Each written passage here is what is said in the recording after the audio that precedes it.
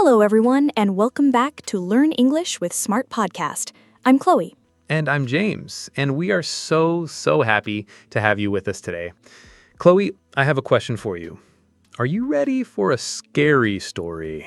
Ooh, a scary story on an English learning podcast? Okay, I'm intrigued. Hit me with it. Okay, picture this. You're reading an English book, you're watching a movie, everything is going great. You understand the words, and then it appears. A two-word monster, a verb, followed by a tiny little word that completely changes its meaning. You know what I'm talking about, don't you? Oh, I know. You're talking about the big bad monster known as the phrasal verb. Dun dun dun. Exactly. The mere mention of the term phrasal verb can make English learners want to, give up. And honestly, I don't blame them. I mean, why does look up mean to search for information, but look out means be careful? It feels so random. It really does feel that way. But what if we told you it's not that random? What if we told you there's a little trick, a mental shortcut that can help you guess the meaning of hundreds of phrasal verbs without memorizing them one by one? Now that sounds like a game changer. Listeners, today we are going to demystify, de-scarify, and defeat the phrasal verb monster. We're going to give you a 5-minute hack focusing on two of the most common phrasal verb families, get and take. By the end of this episode, you won't be scared of them anymore. In fact, you might even start to like them. So grab your coffee, get comfortable, and let's get started. Okay, first things first. Let's do a super quick definition. A phrasal verb is simply a verb plus a particle. That particle is usually a preposition or an adverb. Little words like up, down, in, out, on, off, away. You get the idea. Exactly. The verb is the base action, and the particle changes or modifies that action's meaning.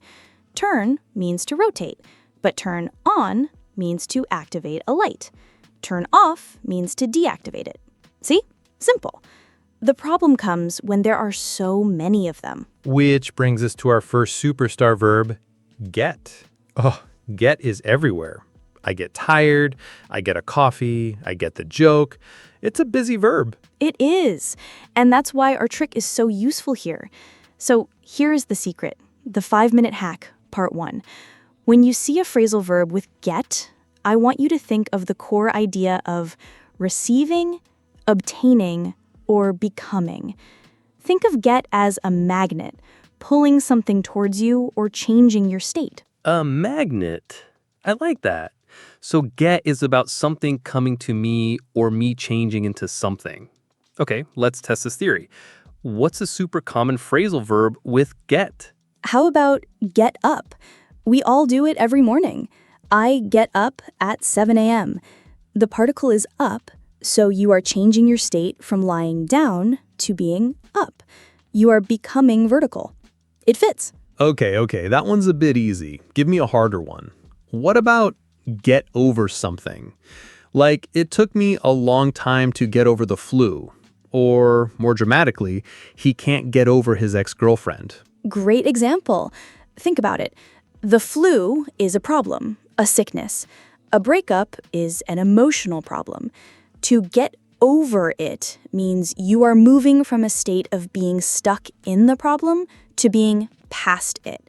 You are obtaining a state of health or emotional recovery. The magnet of get has pulled you to the other side of the problem. Wow. Okay, I'm starting to see it. It's not a literal meaning, but a metaphorical one. Let's try another.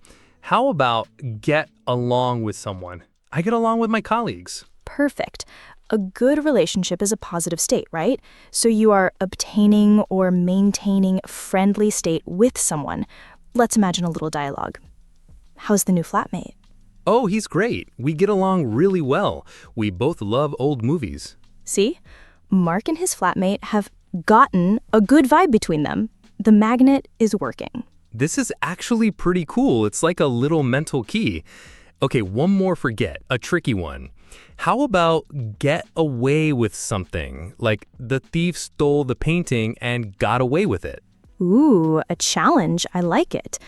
To get away with something, it means you do something wrong or bad and you don't get caught or punished.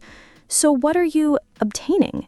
You're obtaining freedom. You're getting away from the punishment.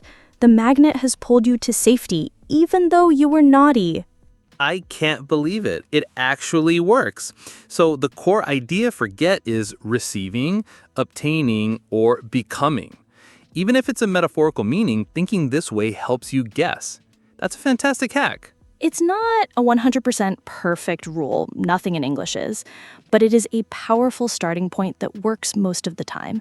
It stops you from panicking and helps you make an educated guess. All right, I'm convinced on get. Now let's move to our second verb for today, take.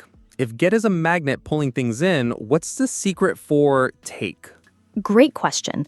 The secret for take is almost the opposite. I want you to think of the core idea of moving, removing, or controlling something. With take, you're often the one initiating the action and moving something from one place or state to another. Okay, so get is passive like a magnet, take is active like using your hands. I can work with that. Let's start with an easy one, take off. Good one, because it has two very common meanings.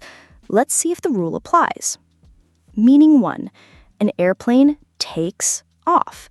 The plane is actively moving itself from the ground into the air. It fits perfectly. Okay, makes sense. What about meaning 2? It's warm in here. I'm going to take off my jacket. Well, what are you doing? You are actively removing the jacket from your body. You are moving it from on you to off you. It fits again. This is brilliant.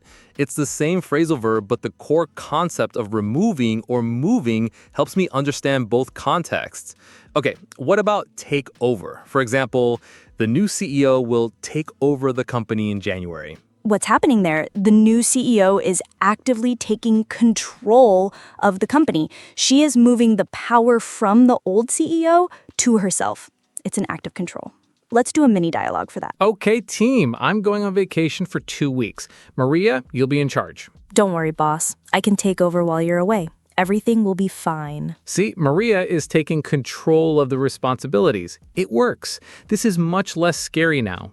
How about a more personal one, like take after someone?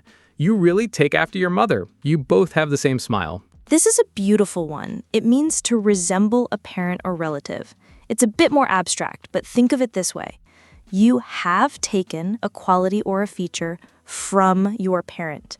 You have moved that genetic trait from them to you. It's a bit poetic, but the idea of moving a quality is still there. I love that. It makes the language feel more alive.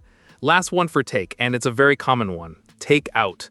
As in, could you take out the trash? Or, I'm going to take my wife out for dinner. Two great examples, and the rule works for both. First, take out the trash.